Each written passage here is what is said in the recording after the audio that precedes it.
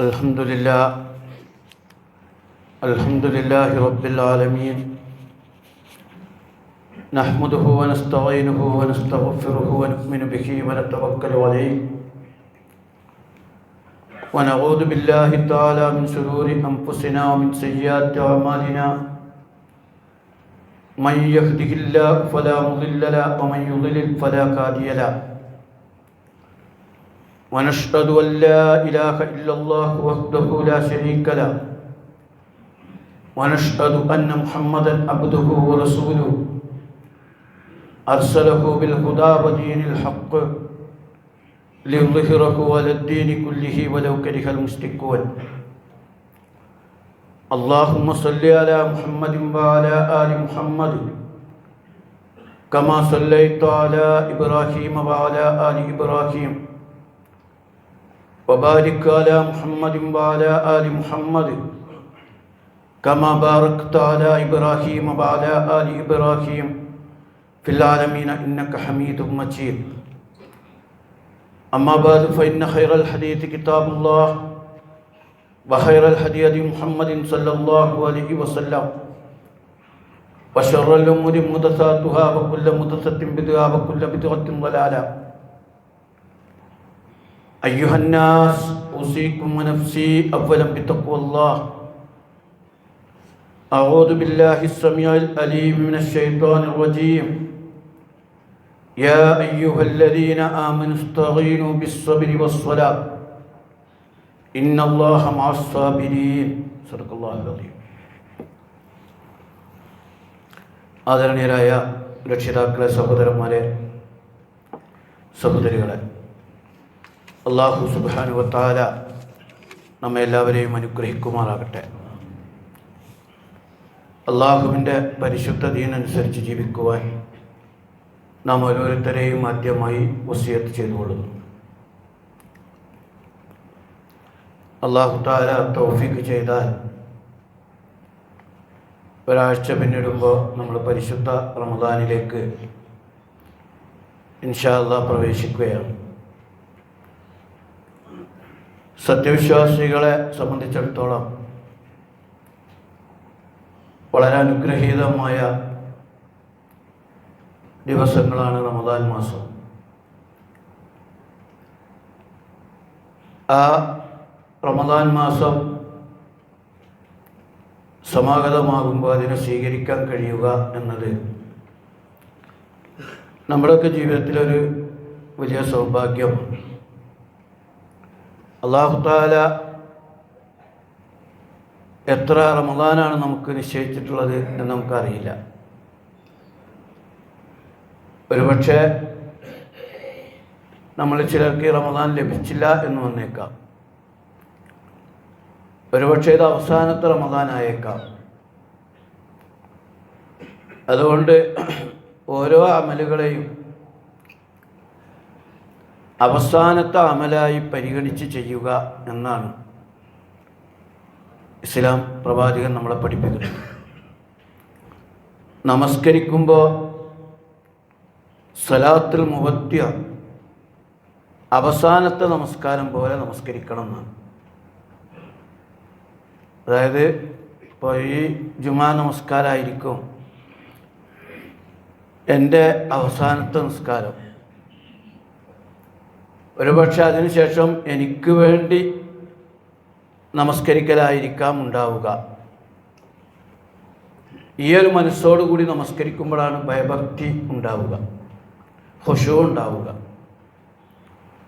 തഖ്വയുടെ നിർവചനങ്ങളിൽ ചില മഹാന്മാർ പറഞ്ഞത് വൽ ഇസ്തിഗ്ദാദു ലിയൗമിർ റഹീൽ, മരണയാത്രക്ക് വേണ്ട യാത്രാ ഒരുക്കം നടത്തലാണ് അത്ര തഖ്വ. അപ്പോൾ ശരിക്കും ഒരാൾ നാളെ എൻ്റെ മരണദിവസമാണ് എന്ന നിലയ്ക്ക് ജീവിക്കുമ്പോഴാണ് അയാളുടെ ജീവിതം ഭംഗിയായിത്തീരുക. വഅമൽ ലി ദുനിയാക അന്നക തഈഷ് അബദ വഅമൽ ലി ആഖിറതിക അന്നക തമൂതു അദ എന്നാണ്. വഅമൽ ലി പ്രവർത്തിക്കണം, ലിദുന്യാക്ക, നിൻ്റെ ദുനിയാവിന് വേണ്ടി, കന്നക്ക തഈഷ് അബദ, ഞാൻ എന്നെന്നും ഇവിടെ ജീവിക്കുന്ന ഒരാളാണ് എന്ന മട്ടിൽ ദുനിയാവിന് വേണ്ടി പ്രവർത്തിക്കണം. നാളെ മരിക്കുന്ന ദിവസമാണെന്ന് വിചാരിച്ച് ദുനിയാവിനൊരാളും പണിയെടുക്കാതിരിക്കും, അങ്ങനെ പറ്റൂല. ഞാനെന്നും ഇവിടെ ജീവിക്കുന്ന ഒരാളാണ്, എനിക്ക് സുദീർഘമായ കാലം ഇവിടെ ജീവിക്കാനുണ്ട്, ഒരുപാട് പണി ചെയ്യാനുണ്ട് എന്ന മട്ടിൽ ദുനിയാവിന് വേണ്ടി പ്രവർത്തിക്കണം. വഅമല്ലി ആഖിറത്തിക കന്നക തമുത്തുവദ, പരലോകത്തിന് വേണ്ടി പണിയെടുക്കേണ്ടത് നാളെയാണ് എൻ്റെ മരണ ദിവസം, നാളെ ഞാൻ മരിക്കണ ദിവസമാണ് എന്ന മട്ടിൽ പരലോകത്തിന് വേണ്ടി പണിയെടുക്കണം. കാരണം നാളെ മരിക്കണ ദിവസമാണ്, എനിക്കിനി പരലോകത്തിന് വേണ്ടി അധികം ഒരുക്കാനില്ല എന്ന നിലക്ക് വളരെ ആവേശപൂർവ്വം പരലോകത്തിന് വേണ്ടി പണിയെടുക്കാൻ കഴിയണം. നബി സല്ലല്ലാഹു അലൈഹി വസല്ലം മറ്റൊരു ഹദീസിൽ പറഞ്ഞു, അത്തുന്യ മുർത്തഹിലത്തുൻ ദാഹിബ വൽ ആഖിറത്തു മുർത്തഹിലത്തുൻ ഖാദിമ. ദുനിയാവ് നമ്മുടെ ഒരു പുറപ്പെട്ട വണ്ടിയാണ്, പരലോകം നമ്മൾ കയറാനുള്ള വാഹനം. നമ്മുടെ വണ്ടിയൊക്കെ കുറേ ഓടിയുണ്ടാവും, ഇനി കുറച്ചും കൂടി ഓടിയേക്കാം, എപ്പോൾ വേണമെങ്കിലും നിൽക്കാം. പക്ഷേ നമ്മൾ കയറാനുള്ള വാഹനമാണ് ദുനിയാവ് പരലോകം എന്ന് പറയുന്നത്. അതുകൊണ്ട് ഇപ്പോൾ ഇനിസ്തത്വത്തും അല്ലാത്തക്കൂനും ഈ മജിത്തുന്യ, അതുകൊണ്ട് പരമാവധി ദുനിയാവിൻ്റെ അടിമയാകരുത്. ഫഅ്അലു ഫഇന്നകുമുൽ യൗമ ഫീ ദാരിൽ അമൽ, നിങ്ങൾ പണിയെടുക്കുന്ന ലോകത്താണ്, ഇവിടെ പണിയെടുക്കണം. വലാ ഹിസാബ്, ഇവിടെ വിചാരണയൊന്നുമില്ല. അന്തും അതും ഫീ ദാരിൽ ആഖിറ, നാളെ നിങ്ങൾ പരലോക ഭവനത്തിലാണ്. വലാ അമല ഫീ, അവിടെ പണിയെടുക്കാൻ പറ്റില്ല. അപ്പം നമ്മളെപ്പോഴും പ്രവർത്തിക്കുമ്പോഴൊക്കെ ചെയ്യേണ്ടത് ഈ ഒരു മാനസികാവസ്ഥയിലാണ്. പരലോകത്തിന് വേണ്ടി ഒരുപക്ഷെ എനിക്ക് അവസരം ഉണ്ടായില്ല എന്ന് വന്നേക്കാം, അതുകൊണ്ട് ഈ അവസരത്തെ ശരിക്കും ഉപയോഗിച്ചേക്കാം, ഉപയോഗിക്കണമെന്ന് മനസ്സിലാക്കും. അതേപോലെ റസൂലുള്ളാഹി സ്വല്ലല്ലാഹു അലൈഹി വസല്ലം മറ്റൊരു കാര്യം പറഞ്ഞു, ഒരു മനുഷ്യൻ്റെ ഹൈർ, സൗഭാഗ്യം എന്ന് പറയുന്നത് ആയുസ്സുകൾ കൂടുതൽ കിട്ടലാണ്. ഒരാൾക്ക് ആയുസ് കൂടുതൽ കിട്ടുന്നത് നല്ലതാണ്, കാരണം അയാൾക്ക് കൂടുതൽ കാലം അമലുകൾ ചെയ്യാൻ സാധിക്കും, കൂടുതൽ കാലം നോമ്പ് നോക്കാൻ കഴിയും, കൂടുതൽ നമസ്കരിക്കാൻ കഴിയും. അപ്പം നല്ല മനുഷ്യനാവുകയും ആയുസ് കൂടുതൽ കിട്ടുകയും ചെയ്യുന്നത് ഏറെ ഹൈറാണ്. പ്രവാചകനൊരു രക്തസാക്ഷിയോട് ഉപമിച്ചിട്ടാണ് അത് പറഞ്ഞത്. രണ്ട് സുഹൃത്തുക്കൾ, അതിലൊരാൾ രക്തസാക്ഷിയായി മരിച്ചു, ഷഹീദായി. വേറൊരാൾ കുറേ കാലങ്ങൾക്ക് ശേഷം, ഒരുപാട് കാലങ്ങൾക്ക് ശേഷം സാധാരണ രീതിയിൽ മരിച്ചു. പക്ഷേ ഷഹീദിനേക്കാൾ ശ്രേഷ്ഠമായ തലത്തിൽ ദീർഘകാലം ആയുസ് കിട്ടി നല്ല ജീവിതം നയിച്ച ആളെ കൂടുതൽ ഉന്നതിയിലെത്തിച്ചു എന്നാണ് പ്രവാചകൻ പഠിപ്പിച്ചത്. കാരണം അയാൾക്ക് ഒരുപാട് അവസരങ്ങൾ ലഭിച്ചു. ഷഹീദിന് തൻ്റെ ജീവൻ കൊടുക്കാൻ അവസരം ലഭിച്ചപ്പോൾ ഇയാൾക്ക് ഒരുപാട് കാലം അല്ലാഹുവിനെ പ്രകീർത്തിച്ച് ജീവിക്കാൻ അവസരം ലഭിച്ചു എന്നതാണ്. അപ്പോൾ ഞാൻ പറഞ്ഞു വന്നത്, നമ്മുടെ ജീവിതത്തിൽ ഒരു റമദാൻ കിട്ടുക എന്ന് പറയുന്നത് ഒരു സൗഭാഗ്യമാണ്. പക്ഷെ ആ റമദാനിനെ അതിൻ്റെ ചൈതന്യത്തോടു കൂടി സ്വീകരിക്കാൻ കഴിയുക എന്നത് വളരെ പ്രധാനവുമാണ്. റമദാനുമായി ബന്ധപ്പെട്ട്, നോമ്പുമായി ബന്ധപ്പെട്ട് ഇനിയും ഖുതുബകൾ നടക്കാവുന്നതാണ്. റമദാന് മുമ്പ് തന്നെ ഒരു ജുമാ ഉണ്ടല്ലോ. അതിലേക്ക് പ്രവേശിക്കുന്നതിന് മുമ്പ് ചില അടിസ്ഥാന കാര്യങ്ങൾ ഒന്ന് മനസ്സിലാക്കേണ്ടതുണ്ട്. റമദാൻ അതിൻ്റെ ശ്രേഷ്ഠതയൊക്കെ പറഞ്ഞ് നമ്മൾ പറയുമ്പോൾ വിസ്മരിച്ചു പോകാൻ പാടില്ലാത്ത ചില അടിസ്ഥാന കാര്യങ്ങൾ. അതിലൊന്ന്, യഥാർത്ഥത്തിൽ അല്ലാഹു സുബ്ഹാനഹു വ തആലയ്ക്ക് നമ്മൾ സമർപ്പിക്കേണ്ടത് നമ്മുടെ ജീവിതമാണ്. അല്ലാഹു തആല നമ്മളിൽ നിന്ന് പ്രതീക്ഷിക്കുന്നത് അവനെ സദാ അംഗീകരിച്ച് ജീവിക്കുന്ന ഒരു ജീവിതമാണ്. ആ ജീവിതത്തിന് കരുത്ത് നൽകുന്നതാണ് ഇസ്ലാമിലെ ആരാധനകൾ. സാധാരണ ഈ മതങ്ങൾ എന്ന് പറഞ്ഞ് നമ്മൾ വിവരിക്കുമ്പോൾ മതത്തിൽ കുറേ ആരാധനയും പ്രാർത്ഥനയൊക്കെ ഉണ്ടാവും. അതോടെ ഇസ്ലാമിൽ കുറേ ആരാധനയും പ്രാർത്ഥനയുണ്ട്, ഇതൊക്കെ കഴിഞ്ഞാൽ കഴിഞ്ഞു എന്നൊരു ധാരണ സ്വാഭാവികമായി നമുക്ക് വന്നു ചേരാൻ സാധ്യതയുണ്ട്. പക്ഷെ അത് തിരുത്തണം. യഥാർത്ഥത്തിൽ അല്ലാഹു തആലക്ക് നമ്മൾ സമർപ്പിക്കേണ്ടത് ജീവിതമാണ്. ഇന്ന സ്വലാത്തി വനുസുക്കി വ മഹ്യായ വ മമാത്തി ലില്ലാഹി റബ്ബിൽ ആലമീൻ. എൻ്റെ നമസ്കാരം ആരാധനകളെപ്പോലെ തന്നെ എൻ്റെ ജീവിതം, എൻ്റെ മരണം അത് അല്ലാഹു തആലക്കുള്ളതാണ്. ഇപ്പം ജീവിതത്തിലുടനീളം അള്ളാഹുവിനെ ഓർത്തുകൊണ്ട് അവൻ്റെ കൽപ്പനയ്ക്ക് വിധേയമായി ജീവിക്കാനാണ് നമ്മളോട് ആവശ്യപ്പെട്ടത്. അങ്ങനെ ജീവിക്കുമ്പോൾ അള്ളാഹുവിൽ നിന്ന് ധാരാളം പ്രതിഫലം കിട്ടും. ഈ നിസ്കാരവും നോമ്പും സക്കാത്തും ഹജ്ജും ചെയ്താൽ മാത്രമല്ല പ്രതിഫലം, ചിലപ്പോൾ അതിനേക്കാൾ ഏറെ പ്രതിഫലം കിട്ടുന്ന ജീവിതത്തിലെ ചില കർമ്മങ്ങളുണ്ടാവും. നമ്മൾ നിത്യജീവിതത്തിലെ അനിവാര്യമായി ദുനിയാവിൽ ജീവിക്കാൻ വേണ്ടി ചെയ്യുന്ന അമലുകൾ പോലും അമൽ സാലിഹാത്താക്കി മാറ്റണം. ഒരു കർമ്മം അമൽ സാലിഹാത്താകാൻ രണ്ട് ഉപാധിയാണുള്ളത്. ഒന്ന്, അത് അള്ളാഹുവിൻ്റെ കൽപ്പനയ്ക്ക് വിധേയമായി ചെയ്യുക. രണ്ട്, ആ കർമ്മത്തിൽ അള്ളാഹുവിൻ്റെ പ്രതിഫലം പ്രതീക്ഷിക്കുക. ഇപ്പോൾ ഉദാഹരണത്തിന് ഭക്ഷണം കഴിക്കുക എന്ന് പറയുന്നത് നമുക്കിവിടെ ജീവിക്കാൻ അനിവാര്യമായും ചെയ്യേണ്ട കാര്യമാണ്. പക്ഷേ ഈ ഭക്ഷണം കഴിക്കുന്നതിൽ രണ്ട് ലക്ഷ്യങ്ങൾ വെച്ചാൽ ആ ഭക്ഷണം കഴിക്കൽ പ്രതിഫലാർഹമാണ്. എന്താ രണ്ടെണ്ണം? ഒന്ന്, അള്ളാഹ് പറഞ്ഞ പോലെ ഭക്ഷണം കഴിക്കുക. രണ്ട്, ഭക്ഷണം കഴിച്ചതിലും അള്ളാഹിൻ്റെ പ്രതിഫലം പ്രതീക്ഷിക്കുക.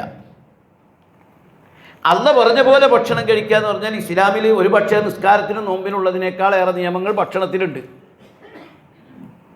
അപ്പോൾ നമ്മളൊക്കെ ആലോചിച്ച് നോക്കിയാൽ ഖുർആനൊക്കെ പഠിക്കുമ്പോൾ ശരിക്കും മനസ്സിലാവും. 5 ആയത്തെ നോമ്പിനെ കുറിച്ചുള്ളൂ, 3/4 പേജ് മാത്രം. വേറെ ഒരു സ്ഥലത്തും ഒരു പ്രയോഗമില്ല. നമ്മൾ ഈ വലിയ നോമ്പായിട്ട് കൊണ്ടുനടക്കുന്നത് ഖുർആനിലെ 3/4 പേജിലേ ഉള്ളൂ. 600 ചില്ലാനം പേജുള്ള ഖുർആനിൽ 3/4 പേജ്, 6000 ചില്ലാനം ആയത്തിൽ 5 ആയത്ത്. അതേസമയം കുടുംബജീവിതം എടുത്തോ 100 കണക്കിനായത്ത്, നമ്മുടെ സാമൂഹിക ജീവിതം എടുത്തോ 1000 കണക്കിനായത്ത് എന്ന് വേണമെങ്കിൽ പറയാം. അതിലെ ഒരുപാട് നിർദ്ദേശങ്ങൾ. അപ്പോൾ അതുപോലെ തന്നെ നമ്മൾ ഭക്ഷണത്തിൻ്റെ കാര്യത്തിലും, ഭക്ഷണം തന്നെ നമുക്ക് വിശപ്പ് മാറാൻ കഴിക്കണമാണ്. പക്ഷേ ഒരു മുസ്ലിം ഈ നിയ്യത്തോടു കൂടി ഭക്ഷണം കഴിച്ചാൽ അയാൾക്ക് പ്രതിഫലമാണ്. എത്ര പ്രതിഫലം കിട്ടണം അപ്പോൾ? കാരണം അയാൾ ഭക്ഷണം കഴിക്കുമ്പോൾ ഇസ്ലാം പറഞ്ഞ മര്യാദകൾ പാലിക്കണം. ഒന്ന്, ഭക്ഷണം ശുദ്ധമായിരിക്കണം. ഇസ്തജാബലക്, നിന്റെ ഭക്ഷണത്തെ നീ ശുദ്ധമാക്കുക, എന്നാലേ പ്രാർത്ഥിച്ചാൽ ഉത്തരം കിട്ടൂ. മത്വാമു ഹറാം മഷ്റബുഹു ഹറാം മൽബസുഹു ഹറാം വന്ന ഇസ്തജാബലക്, ഒരാളെ ഭക്ഷണ ഹറാമ്, പാനീയം ഹറാമ്, വസ്ത്ര ഹറാമ്, പിന്നെ എങ്ങനെ പ്രാർത്ഥിച്ച് ഉത്തരം കിട്ടാനാ? എന്ന് പറഞ്ഞാൽ ഭക്ഷണം ശുദ്ധമാകുക എന്ന് പറഞ്ഞാൽ അധ്വാനിച്ചുണ്ടാക്കിയ തനിക്ക് അർഹതപ്പെട്ട, ആരെയും പറ്റിച്ചും ചതിച്ചും വഞ്ചന നടത്തിയും കൈക്കൂലി വാങ്ങിച്ചൊക്കെയുള്ള പൈസ കൊണ്ട് തിന്നാതിരിക്കുക. തനിക്ക് അർഹതപ്പെട്ട ഭക്ഷണം, തനിക്ക് ആളുകളെ പറ്റിച്ചല്ലാത്ത ഭക്ഷണം കഴിക്കലാണ് അത്തിപ്പത്താമം എന്ന് പറഞ്ഞാൽ, ഹറാമല്ലാത്ത ഭക്ഷണം. പിന്നെ അള്ളാഹ് അനുവദിച്ച ഭക്ഷണം കഴിക്കുക, അള്ളാഹു തആല അനുവദിച്ച ഭക്ഷണം കഴിക്കുക. ഇതൊക്കെ ആയാലും ഭക്ഷണം കഴിക്കാൻ പറ്റൂല. ഇസ്ലാമിൻ്റെ വളരെ ശക്തമായ നിയമമാണ് അയൽപക്കത്തോ പരിസരത്തോ ആരും പട്ടിണി കിടക്കുന്നില്ല എന്നുറപ്പ് വരുത്തുക. തൻ്റെ പക്കൽ ഹലാലായ ഭക്ഷണമുണ്ട്, ത്വയ്യിബായ ഭക്ഷണമുണ്ട്, ഒക്കെ റെഡിയാണ്. പക്ഷേ അയാൾക്കത് കഴിക്കണമെങ്കിൽ ഇസ്ലാം അനുവദിക്കുന്നത് താൻ പുറത്തിറങ്ങിയിട്ട് തൻ്റെ പരിസരത്ത് ആരും പട്ടിണി കിടക്കുന്നില്ലെന്ന് ഉറപ്പ് വരുത്തണം. അങ്ങനെ ഉറപ്പ് വരുത്താതെ ഭക്ഷണം കഴിച്ചാൽ ആ ഭക്ഷണം കഴിക്കുന്നവൻ ദീനിന് പുറത്ത്, അവൻ എന്നിൽപ്പെട്ടവനല്ല എന്ന് റസൂൽ പഠിപ്പിക്കുന്നു. അപ്പം എത്ര ഗൗരവമുണ്ട്! അതുകൊണ്ടാണ് പഴയ കിതാബിലൊക്കെ തെക്കോട്ടും വടക്കോട്ടും കിഴക്കോട്ടും പടിഞ്ഞാട്ടും തിരിഞ്ഞ് വിളിച്ചു ചോദിക്കണം. പിന്നെ നമ്മളൊന്നും വിളിച്ചു ചോദിക്കാത്തെന്ന് ആരും ഉണ്ടാവില്ല വിചാരിച്ചടിക്കുകയാണ് നമ്മൾ. പക്ഷേ പരിസരത്ത് അങ്ങനെ പട്ടിണി കിടക്കണവരുണ്ടെങ്കിൽ നമ്മൾ അള്ളാഹിനോട് ഉത്തരം പറയേണ്ടി വരും. ഇനി ഇതൊക്കെ ആയിട്ട് ബിസ്മി ചൊല്ലി ഭക്ഷണം കഴിച്ചാൽ ഇതിലൊക്കെ പ്രതിഫലമുണ്ട്. ഈ പറഞ്ഞ നിയമങ്ങളൊന്നും പാലിക്കാതെ ഭക്ഷണം കഴിച്ചാൽ ശിക്ഷയുള്ളതുപോലെ. ഒരാൾ പന്നിമാംസം കഴിച്ചാൽ ശിക്ഷ കിട്ടും. പന്നിമാംസം അള്ളാഹ് നിരോധിച്ചതാണല്ലോ എന്ന് കരുതി ഒഴിവാക്കിയാൽ പ്രതിഫലം കിട്ടും. ഒരാൾ ആളുകളെ പറ്റിച്ച് ചതിച്ചും ഭക്ഷണം കഴിച്ചാൽ ശിക്ഷ കിട്ടും. അങ്ങനെ ആളുകളെ പറ്റിക്കാതെ ചതിക്കാതെ വഞ്ചന നടത്താതെ ശുദ്ധമായ സമ്പാദ്യം സമ്പാദിച്ച് ജീവിച്ചാൽ പ്രതിഫലം കിട്ടും. അതിൻ്റെ ഏറ്റവും നല്ല ഉദാഹരണമാണ് നമ്മൾ പലപ്പോഴും പറയാറുള്ളൊരു ഉദാഹരണം, ഭാര്യാഭർത്തൃബന്ധം. വളരെ ക്ലിയർ അല്ലേ? തനി ഭൗതികമായൊരു കാര്യമാണ്.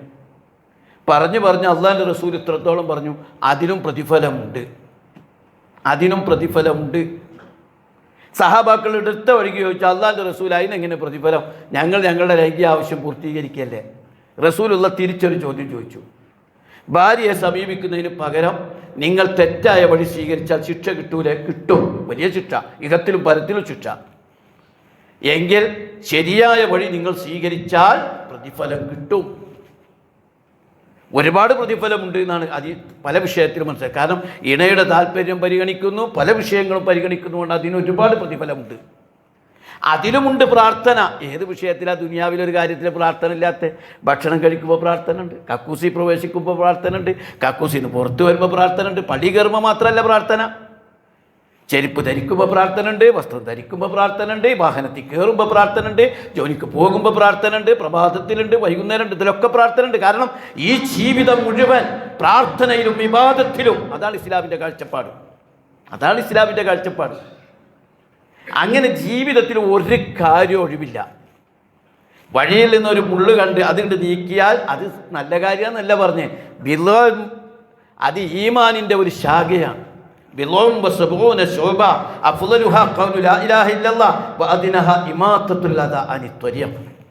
വഴിയെന്ന് ഉപദ്രവം നീക്കം ചെയ്ത് ഈമാനാണ്. ഇങ്ങനെ ഒരു മനുഷ്യൻ അതിന് ജീവിതം തുടങ്ങിയാണ്ടല്ലോ എല്ലാ കാര്യത്തിനും പ്രതിഫലമുണ്ട്. വെറുതെ ഒരു സുഹൃത്തിനെ കണ്ടു പുഞ്ചിരിച്ചു, പ്രതിഫലമുണ്ട്. സദക്കയുണ്ട് എന്നാണ്.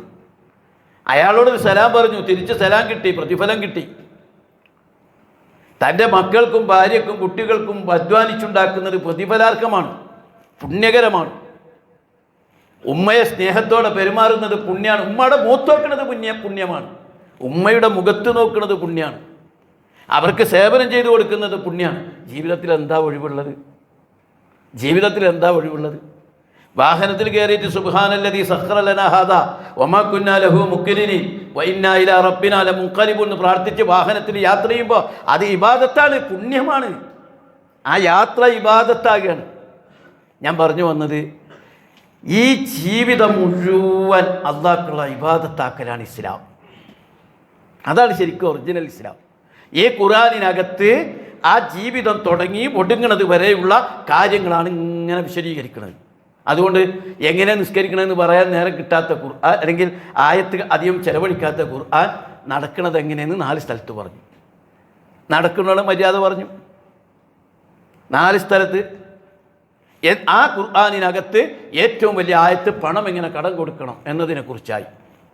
സമ്പത്തിനെക്കുറിച്ച് ഒരുപാട് ആയത്ത്, ദാമ്പത്യ ബന്ധത്തെക്കുറിച്ച് ഒരുപാട് ആയത്ത്. കുടുംബജീവിതമൊക്കെ നിങ്ങൾ പരിശോധിച്ച് നോക്കിയേ, വളരെ മൈന്യൂട്ടായ വിഷയം. ഭാര്യ റൂമിലേക്ക് കയറുമ്പോൾ, വീട്ടിലേക്ക് പ്രവേശിക്കുമ്പോൾ, മറ്റൊരാളുടെ വീട്ടിലേക്ക് ചെല്ലുമ്പോൾ പാലിക്കേണ്ട മര്യാദകൾ, സൂറത്ത് നൂറൊക്കെ എടുത്ത് നിങ്ങൾ പരിശോധിച്ച് നോക്കിയാൽ ഒരുപാട് നിർദ്ദേശങ്ങൾ.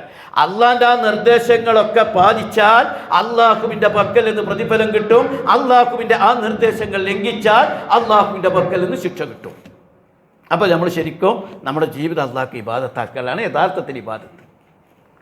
അതിനിടയ്ക്ക് നിർബന്ധമായും ചെയ്യേണ്ട ചില കർമ്മങ്ങളാണ് ആരാധനകൾ. അതാണ് ആരാധനകൾ. അതിൽ ഒരാൾ ഇങ്ങനെ ജീവിതം അള്ളാഹ്ക്ക് ഇങ്ങനെ സമർപ്പിക്കുന്നതിനിടയ്ക്ക് അയാൾ 5 നേരം നിസ്കരിക്കണം. കാരണം ഇപ്പോൾ ഒരു വാഹനം, ഞാൻ നല്ലൊരു ഉദാഹരണം പറയാം. ഒരു വാഹനം, ആ വാഹനത്തിൻ്റെ ഉദ്ദേശം, ഒരു കാറിൻ്റെ ഉദ്ദേശം ആ വണ്ടി ഇങ്ങനെ ഓടുക എന്നുള്ളതാണ്, വണ്ടി സഞ്ചരിക്കുക എന്നുള്ളതാണ്. പക്ഷേ ഈ വണ്ടി എത്ര സഞ്ചരിച്ചാലും അത് നല്ല ഓക്കെ, നല്ല ഉഷാറാണ്, വണ്ടിക്ക് ഒരു തകരാറില്ല, സുഖമായി ഓടുന്നുണ്ട്. പക്ഷേ നിർബന്ധമായും അതിനിടയ്ക്ക് പെട്രോൾ അടിക്കണം. പെട്രോൾ അടിച്ചിട്ടില്ലേ വണ്ടി എത്ര നല്ല വണ്ടിയാണെങ്കിലും ശരിയാ, വണ്ടി ഓടിയാൽ ശരിയാവില്ല. ആ പെട്രോൾ അടിക്കലാണ് ഒരർത്ഥത്തിൽ നമസ്കരിക്കുക എന്ന് പറഞ്ഞാൽ. 5 നേരം കൃത്യമായി ആ നമസ്കാരം നിർവഹിക്കുമ്പോൾ ഇയാൾക്ക് ഈ ജീവിതം അള്ളാഹ്ക്ക് സമർപ്പിക്കുന്ന ആ മനസ്സിന് ശക്തി പകരുകയാണ്. 5 മിനിറ്റ്, 6 മിനിറ്റ്, 8 മിനിറ്റ് നിസ്കാരമുള്ളൂ. പക്ഷേ ഈ 8 മിനിറ്റിൽ ഇങ്ങനെ ശരിക്കും ഇങ്ങോട്ട് പവർ കയറുകയാണ്. അള്ളാഹുമായിട്ട് അടുത്ത് വന്നിട്ട് സ്വകാര്യം പറയുകയാണ്, മുനാജാത്ത് നടത്തുകയാണ്, മിഹ്റാജ് നടത്തുകയാണ്, അള്ളാഹുമായുള്ള കരാറിൽ ഏർപ്പെടുകയാണ്. അത് സമയബന്ധിതമായി ചെയ്യുകയാണ്. മണിക്കൂറുകൾ ഇടപെട്ട് റൂഹ് തൊണ്ടക്കുടിയിൽ എത്തുന്നവരെ അയാൾ നിസ്കരിക്കുകയാണ്. അതുകൊണ്ടാണല്ലോ നിസ്കാരം ഇപ്പോൾ അള്ളാഹ്ക്ക് ഇത്ര സുജൂദ് കിട്ടണം, ഇത്ര റുക്കൂ കിട്ടണമെന്നല്ലല്ലോ. അങ്ങനെയാണെങ്കിൽ നല്ല രാവിലെ തന്നെ പഠിച്ചോനെ 17 റുക്കോ 34 സുജൂദ് 17 ഫാത്തിഹ ഒക്കെ നമുക്ക് ചെയ്തു കൊടുത്താൽ മതി. പക്ഷേ ഇസ്ലാം അംഗീകരിക്കില്ല. സാധാരണ നിങ്ങൾ കച്ചവടക്കാരല്ലേ, 17,000 രൂപ നിങ്ങൾക്ക് ഒരാൾ തരാണ്ട്. പക്ഷേ ആ കരാറ് പറഞ്ഞത് രാവിലെ 2,000, ഉച്ചക്ക് 4,000, വൈകുന്നേരം 4,000, മഗ്‌രിബിക്ക് 3,000, രാത്രി 4,000 ഇങ്ങനെ തരാനാണ് കരാറ്. പക്ഷേ ഈ കരാറ് പറഞ്ഞ ആളെന്ത് ചെയ്തു? രാവിലെ തന്നെ 17,000 നിങ്ങൾ കാത്തിക്കണ്ട, നമുക്കൊക്കെ സന്തോഷമായി.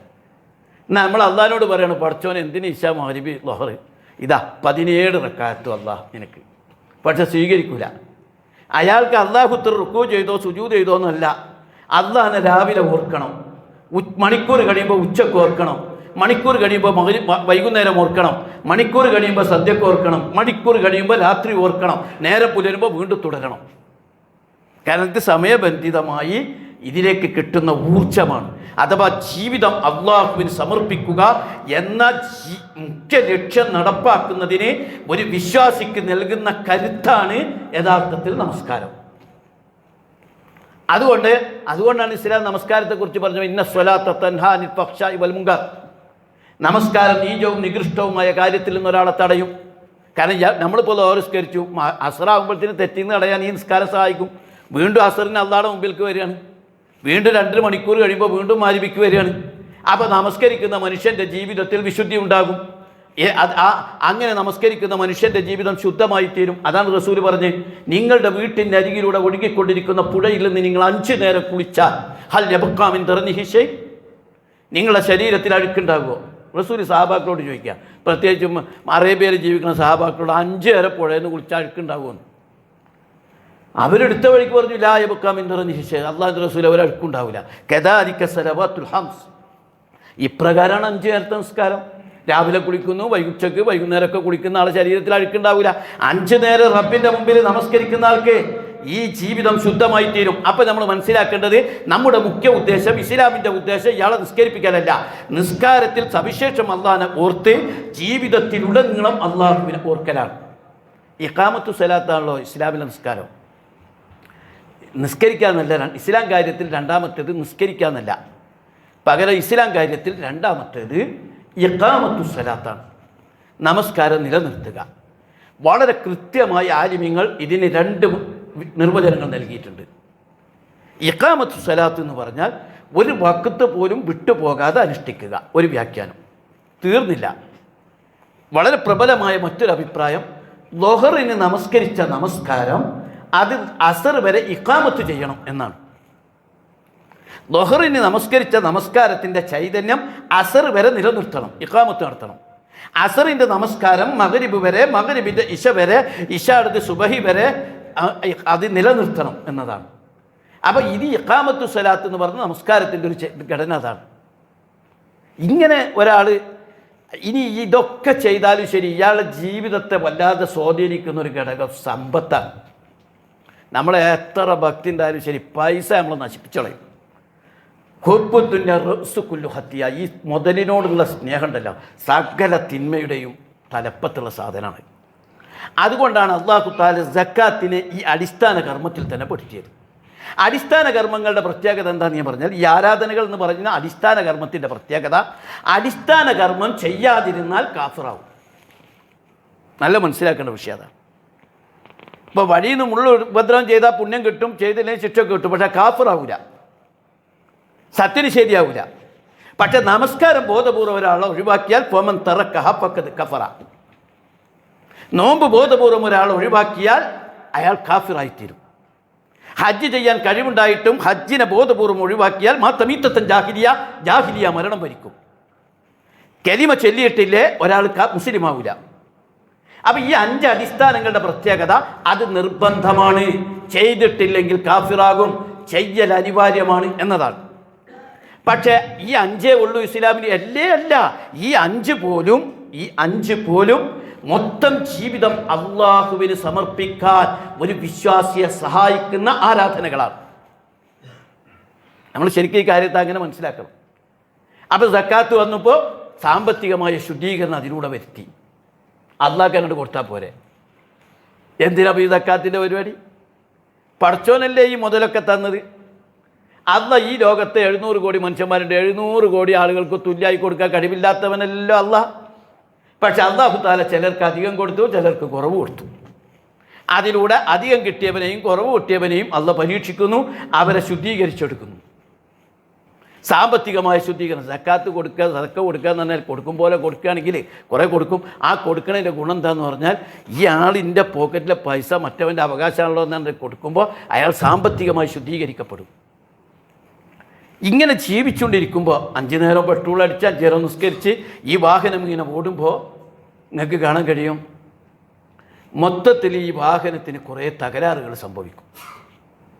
കുറേ തകരാറുകൾ, ചിലപ്പോൾ ഈ വണ്ടിയുടെ കുറേ പാർട്സ് ഇളകിയിട്ടുണ്ടാവും, സ്ക്രൂ കേടായിട്ടുണ്ടാവും, പെയിൻറ്റ് പോയിട്ടുണ്ടാവും, അവിടെ തട്ടിയിട്ടുണ്ടാവും, ഇവിടെ മുട്ടിയിട്ടുണ്ടാവും, വണ്ടീൻ്റെ എൻജിനിൽ നിന്ന് ചെറിയ ശബ്ദം വരാൻ തുടങ്ങിയിട്ടുണ്ടാവും. അപ്പോഴാണ് നമ്മൾ എന്ത് ചെയ്യുന്നത്, ഈ വണ്ടി നേരെ സർവീസ് സെൻറ്ററിലേക്ക് കയറ്റും. എന്നിട്ട് ശരിക്കങ്ങ് പണിയെടുക്കും. ആ പണിയെടുക്കുന്ന പ്രക്രിയയാണ് യഥാർത്ഥത്തിൽ നോമ്പ് എന്ന് പറയുന്നത്.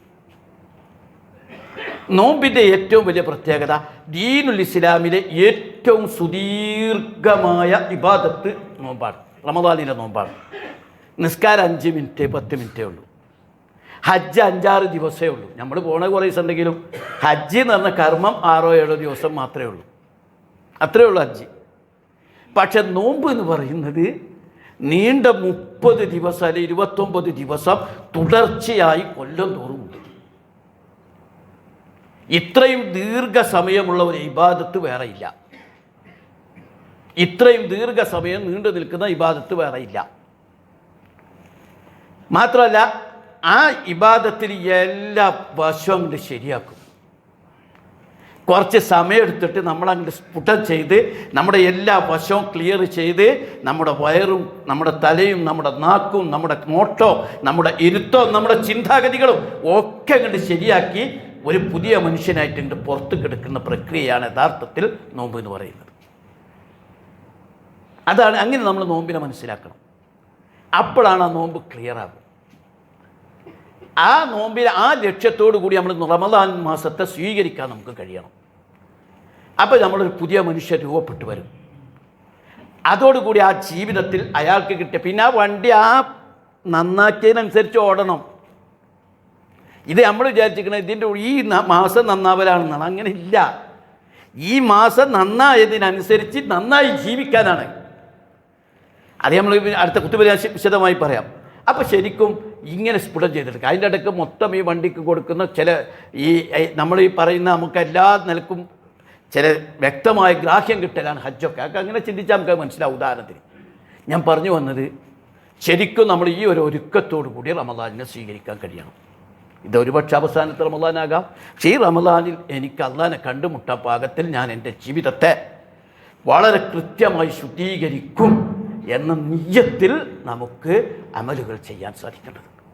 അപ്പോൾ നമ്മുടെ ജീവിതം മുഴുവൻ നമ്മൾ മറ്റേത് നിസ്കാരം കൊണ്ടും നോമ്പോണ്ടും സക്കാത്തോണ്ടും മാത്രം പാസ് മാർക്ക് കിട്ടൂല കേട്ടോ. കിട്ടൂല, പാസ്സാവില്ല. പാസ് മാർക്ക് കിട്ടണമെങ്കിൽ ഈ ആരാധനകൾ ഉള്ളതോടൊപ്പം തന്നെ ബാക്കിയുള്ളവരും മാർക്ക് മേടിച്ചെങ്കിലേ ജയിച്ചു പോകുള്ളൂ. കാരണം കുറേ നെഗറ്റീവ് മാർക്കുകൾ വരുന്നതല്ലേ. അതിനിടയ്ക്ക് നമ്മൾ ഈ ലക്ഷ്യം വെച്ചുകൊണ്ട് അമലുകൾ ഓരോന്ന് ചെയ്യുമ്പോഴാണ്, ജീവിതം അള്ളാഹ്ക്ക് സമർപ്പിക്കുമ്പോഴാണ് നമുക്ക് പരലോകത്ത് അള്ളാഹുവിൻ്റെ അടുക്കൽ വിജയം കൈവരിക്കാൻ കഴിയുക. എല്ലാ ആരാധനകൾക്കും ഇങ്ങനെ ചില ലക്ഷ്യങ്ങളുണ്ട്. പ്രസ്തുത ലക്ഷ്യം നേടാതെ ആ കർമ്മം നിഷ്ഫലമാണ്. നോമ്പ് നിർബന്ധമാക്കിയ ആയത്തിൽ നമ്മൾ കേട്ടിട്ടുണ്ട്, ലഅല്ലക്കും തത്തഖൂൻ, തഖ്വ ഉണ്ടാകാനാണ്. തഖ്വ ഉണ്ടായിട്ടില്ലേ നോമ്പ് വെറുതെ. ഞാൻ ഇപ്പോൾ എൻ്റെ പെരുമ്പിലാവുന്ന പൊന്നാനിയിലേക്ക് വന്നത് ഖുതുബ പറയാനാണ്. ഞാൻ ഖുതുബ പറഞ്ഞിട്ടില്ലേ, വന്നതും പോയതും വെറുതെയാണ്. ഞാൻ ഇവിടെ വന്നിട്ടാണ് തിരിച്ചു പോയത്. എന്താ കാര്യം? എന്തിനാണ് ഞാൻ അവിടെ നിന്ന് ഇവിടെ പുറപ്പെട്ട് ഇവിടെ തിരിച്ചു പോണത്? ഖുതുബ നിർവഹിക്കാനാണ്. ആ ഖുതുബ നിർവഹിക്കുന്നില്ലേ, വന്നത് വെറുതെ ആകും. ആ വന്നതും പോയതിനെ നിങ്ങൾ വെറുതെ പെട്രോൾ അടിച്ച് വന്നതിനെ കുറ്റകരമായിട്ടാണ് നിങ്ങൾ കാണുക. ഒരാൾ നോമ്പ് വെച്ചത് പട്ടിണി കിടക്കാൻ വേണ്ടിയിട്ടല്ലല്ലോ, തഖ്വ ഉണ്ടാകാനാണ്. തഖ്വ ഉണ്ടായിട്ടില്ലേ വെറുതെ ആയിപ്പോവും. ആ പണി തന്നെ വെറുതെ ആകും. ഒരു കാര്യം അതിലില്ല. അതുകൊണ്ട് ലക്ഷ്യം വെച്ച നോമ്പ് നമുക്ക് നോക്കാൻ കഴിയണം. ഇപ്രാവശ്യം ഞാൻ നിങ്ങളും വിചാരിക്കണം അത് അവസാന നോമ്പ്. അല്ലാഹ് തൗഫീഖ് നൽകിയാൽ അത് അവസാനത്തെ നോമ്പാന്ന് വിചാരിക്കണം. എന്നിട്ട് ആ നോമ്പിനെ അതിൻ്റെ ചൈതന്യത്തോടു കൂടി നമുക്ക് നിർവഹിക്കാൻ കഴിഞ്ഞാൽ ഇൻഷാ അല്ലാഹ് അത് നമ്മുടെ ജീവിതത്തെ വല്ലാതെ സ്വാധീനിക്കുന്ന ഒന്നായിത്തീരും. അല്ലാഹു സുബ്ഹാനഹു വ തആല വരാനിരിക്കുന്ന നോമ്പിനെ അതിൻ്റെ ചൈതന്യത്തോടു കൂടി സ്വീകരിക്കാൻ നമുക്കൊക്കെ തൗഫീഖ് നൽകി അനുഗ്രഹിക്കുമാറാകട്ടെ. ഖൗലി ഹാദാ അസ്തഗ്ഫിറുല്ലാഹി ലി വലക്കും.